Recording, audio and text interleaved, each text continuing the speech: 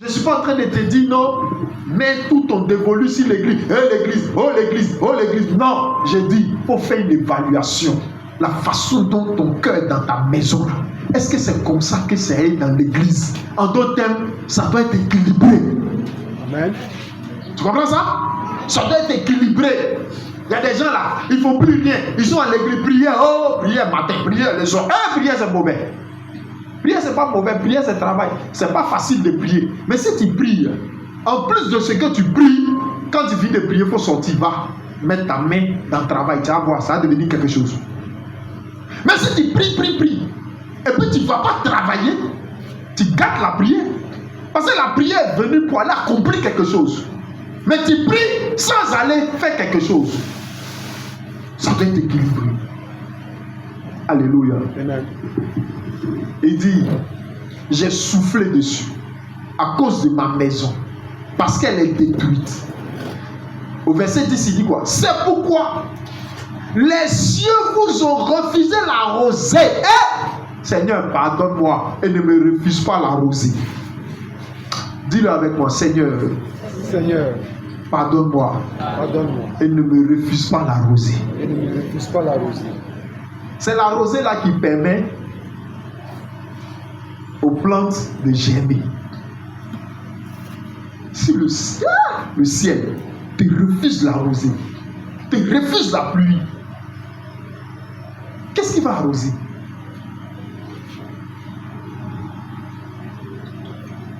Et la terre vous a refusé ses produits. Les amis, prenons conscience. Ne délaissons pas la maison du Seigneur. Si moi j'étais seul dans la maison du Seigneur, c'est moi qui dois être là.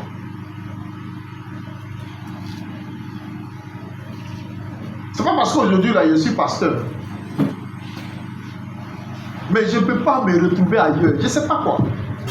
Je ne peux jamais me retrouver ailleurs dimanche si ce n'est à l'église. C'est comme ça. Désormais, ma vie est comme ça. Oh, avant que je ne devienne chrétien, tu vas me dire allons à l'église. C'est pourquoi. Moi, je n'ai pas tant de l'église. Mais maintenant que je suis devenu enfant de Dieu, maintenant que j'ai donné ma vie à Jésus, je ne peux plus être ailleurs que d'être à l'église. Alléluia. Que d'être à l'église. Parce que c'est là que le ciel s'ouvre sur ma vie. Parce que c'est là que les portes s'ouvrent pour moi. Alléluia. Et Dieu dit quoi à la fin à cette personne? Il dit, j'ai appelé la sécheresse sur le pays, sur les montagnes, sur le blé, sur le mou, sur l'huile, sur ce que la terre peut rapporter, sur les hommes et sur les bêtes et sur tout le travail des mains. Hein? Dieu joue pas son affaire de maison. Hein? Vous comprenez ça? Il ne joue pas cette affaire de maison. Il dit, j'ai appelé la sécheresse.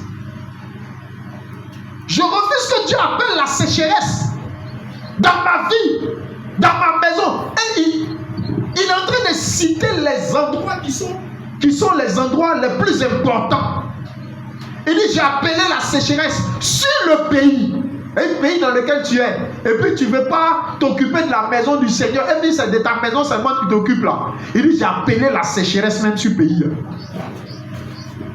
En plus de ça, il a fait quoi? J'ai appelé la sécheresse sur les montagnes. Pour ceux qui ont fait la ville de Ban là, les matins là, tu vois sur les montagnes là comme ça, le brouillard. Les montagnes là sont enveloppées de brouillard. C'est ce brouillard là qui développe des choses extraordinaires sur cette montagne. C'est pourquoi quand vous partez dans la ville de Ban, vous allez vous rendre compte que rocher, parce que la montagne est pierreuse, hein? Mais ils ont fait plantation sur montagne, sur colline. Comment ça se fait? C'est arrosé. Là-bas, là, c'est mouillé, c'est humide, c'est mouillé, c'est favorable, c'est cultivable, c'est arrosé à tout moment. C'est-à-dire que là-bas, là, On ne perd pas le temps. Tu plantes là-bas, quelques temps après, le sol est riche, le sol est nourri, le sol est à l'aise pour que tu mettes quelque chose dedans et que ça te redonne ça très vite. Il dit, sur ces montagnes-là, j'ai appelé la sécheresse. Tous les endroits où vous allez vous retrouver, c'est comme si Dieu disait, comme tu ne veux pas me servir, comme tu ne veux pas me mettre en premier plan, c'est télévision tu t'en vas acheter, c'est ça non? C'est maison tu t'en vas payer, c'est quelque chose tu t'en vas faire. Il dit, il n'y a pas de problème. Sur ton travail là, j'ai appelé la sécheresse. À Djamé pour toi, j'ai appelé la... Tu ne comprends pas, mais chaque fois que tu es terrain à Djamé, c'est là où on te vole. Il a appelé la sécheresse là-bas. C'est où on marchait. À cause de marcher, le dernier jour de Dieu là, tu discutes sur lui. Parce que tu es trop commerçant. Tu es trop commerçante. Petit jour de Dieu là, tu es dessus. Il dit, sur ce marché, j'ai appelé la sécheresse. Comme c'est ça qui fait ta force. Oh pasteur, c'est dimanche là-haut. Les clients viennent. C'est un piège, frère. C'est un piège, sœur.